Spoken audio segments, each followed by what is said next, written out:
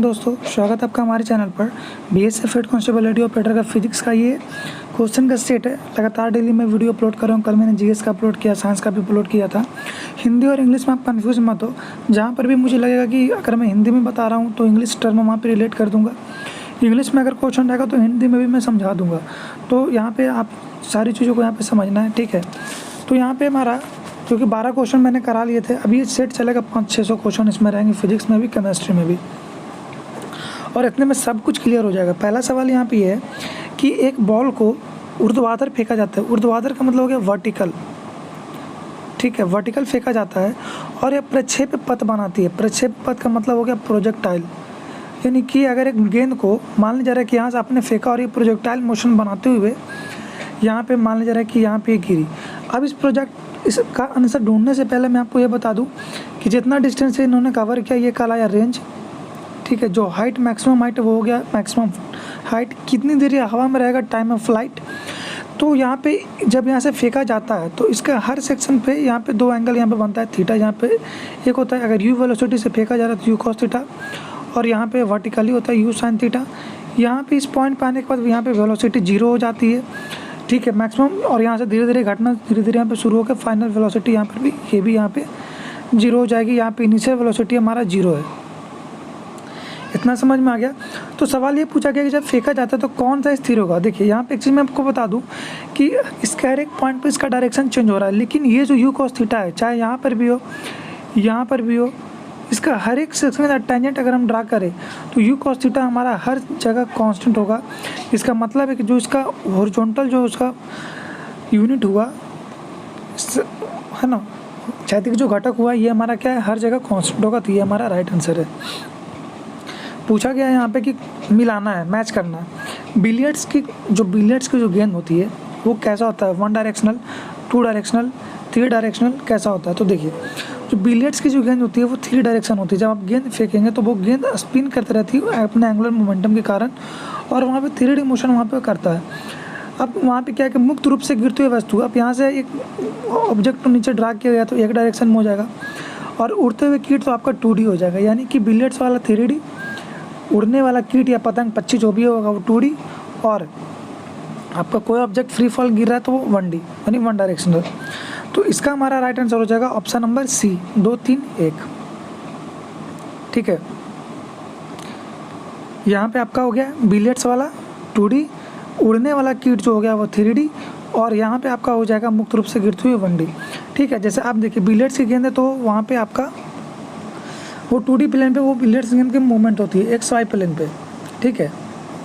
इसके बाद है आपका यदि एक लघु वर्षा बूंद वायु से होते हुए गिरती है तो क्या होता है। जैसे मान लीजिए एक छोटी सी बूंद है, बारिश होती है तो वो नीचे गिरती है तो क्या होगा। तो मान लीजिए कि यहाँ से ये बूंद नीचे गिर रही है। अब आप इमेजिन करिए कि अगर ये नीचे गिर रही है तो क्या हो सकता है कि शुरुआत में जब ये गिरेगी तो कुछ समय इसका स्पीड बढ़ेगा, क्योंकि ग्रेविटेशनल फोर्स नीचे, ग्रेविटेशनल एक्सीलरेशन भी नीचे है इसलिए। लेकिन एट अ टाइम कुछ समय के बाद ये जब अपने फ्रेम में आ जाएगी, यानी कि अपने फ्रेम इन द सेंस कि जब ये एक वेलोसिटी गेन करेगी तो कांस्टेंट स्पीड से वो नीचे गिर जाएगी, ठीक है। यही इसका कॉन्सेप्ट है। इसके बाद यहाँ तो इसका राइट आंसर हो गया आपका ऑप्शन नंबर सी। इसके बाद देखिए यहाँ पे बताना है कि यहाँ पे ग्राफ दिया गया और यहाँ पे बताना है कि इस सही कथन को चुने।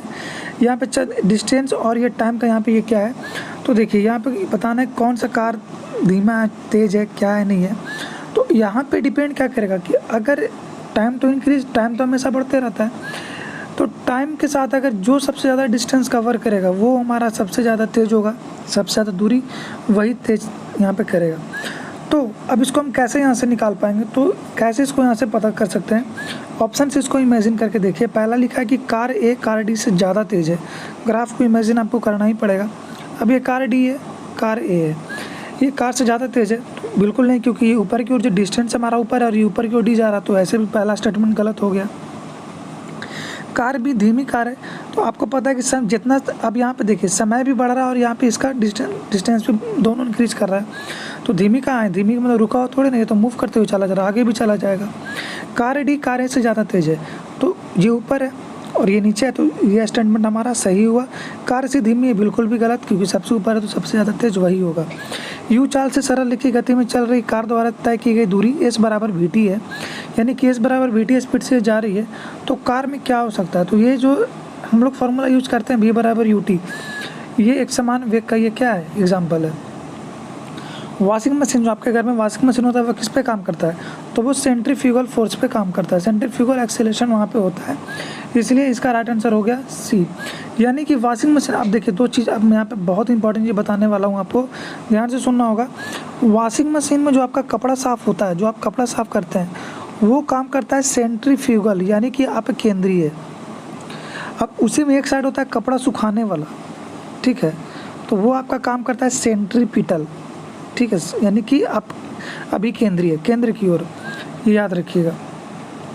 न्यूटन का पहला नियम किससे इंडिकेट करता है? तो न्यूटन का जो आपका पहला नियम है वो कहता है कि जड़त्व को इंडिकेट करता है, इसीलिए लॉ ऑफ इनर्शिया कहते हैं, इसीलिए इसका राइट आंसर हो जाएगा जड़त्व। किसी बल के कारण दूध को मारने से क्रीम अलग हो जाती है।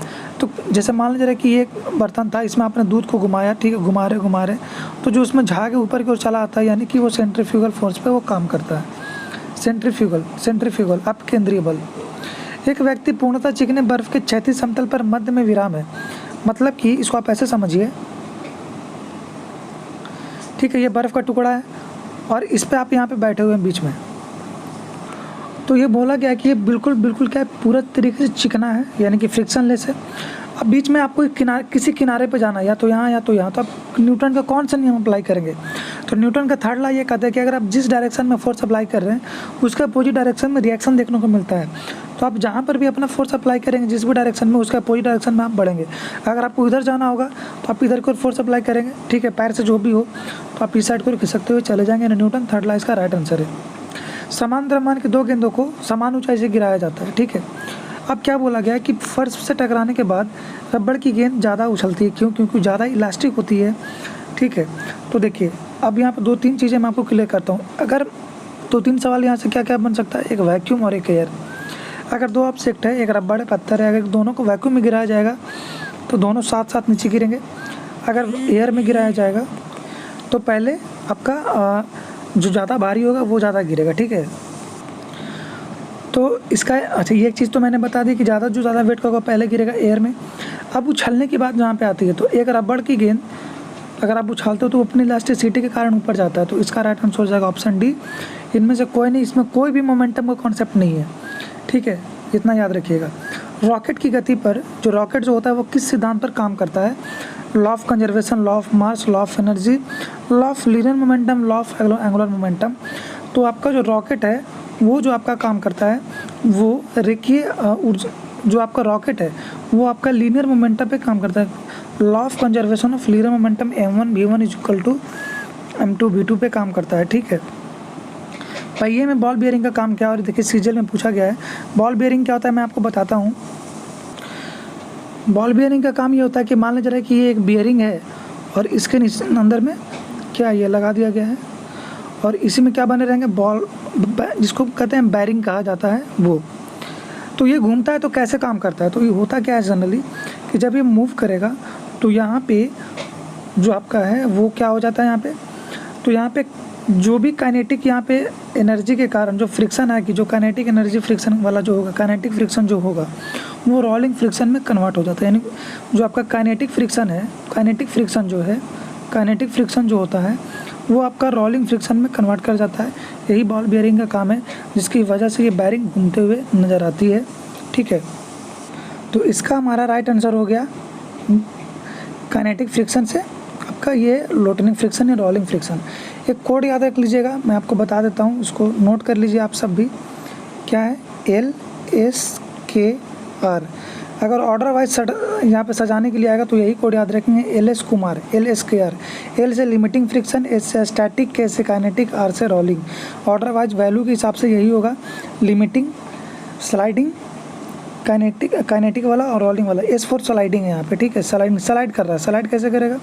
स्लाइड करेगा जैसे मान लीजिए कि ये है और इस पर कोई ऑब्जेक्ट है, तो इस पर जो अपोजिट डायरेक्शन में जो फ्रिक्शन लगेगा वो आपका स्लाइडिंग वाला होगा।